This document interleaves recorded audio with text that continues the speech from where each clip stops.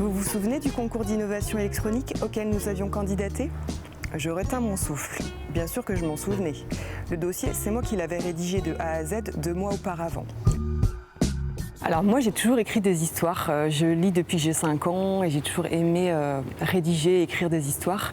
Je les gardais un peu pour moi et puis un jour il y a 2 ans et demi je me suis dit tiens j'ai du temps de libre et j'aimerais l'utiliser pour écrire un récit drôle qui fait du bien autour du domaine des startups que je connais bien et m'ouvrir aux autres finalement et ne plus écrire que pour moi et aller voir les autres avec ce livre. C'est une fiction avec des anecdotes que j'ai pu vivre dans lesquelles que j'ai glissé dans le livre, mais c'est effectivement une fiction avec une héroïne qui me ressemble un petit peu. Je pense que je suis et Julie, qui est l'héroïne du livre, n'est pas quelqu'un qui subit justement, c'est plutôt quelqu'un qui va prendre les choses en main à un moment donné et qui va faire en sorte de poursuivre sa volonté, ses rêves et de ne pas se laisser faire et d'aller au bout de son idée. Pour travailler dans une start-up, effectivement, tout est un petit peu exacerbé, on vit pas mal d'ascenseurs émotionnels puisque dans une start-up, tout est plus fort, on doit aller vite, on doit se développer vite, on participe à des concours, on gagne, on perd, enfin tout est un petit peu plus fort et plus vite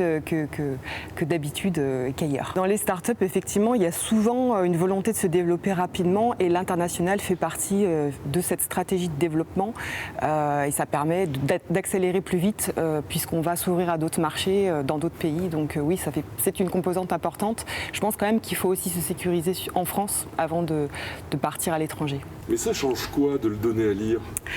Alors ça change qu'on a un feedback. On a des lecteurs qui vous lisent et qui reviennent vers vous en vous disant j'ai passé un bon moment, j'ai aimé l'histoire, je me suis attachée à l'héroïne. Donc en fait, c'est vraiment le côté partage qui change et qui me plaît énormément dans cette aventure. Moi donc j'ai écrit l'histoire et ensuite j'ai un petit peu fait des choses seule et d'autres avec lesquelles je me suis entourée.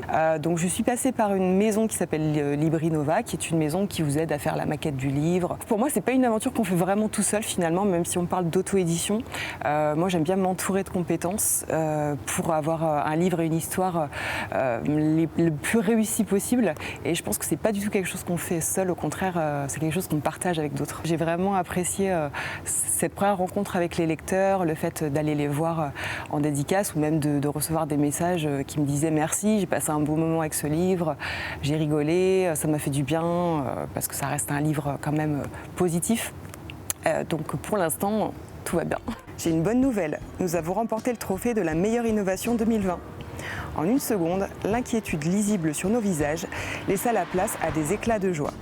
Incroyable, on avait gagné, quel soulagement!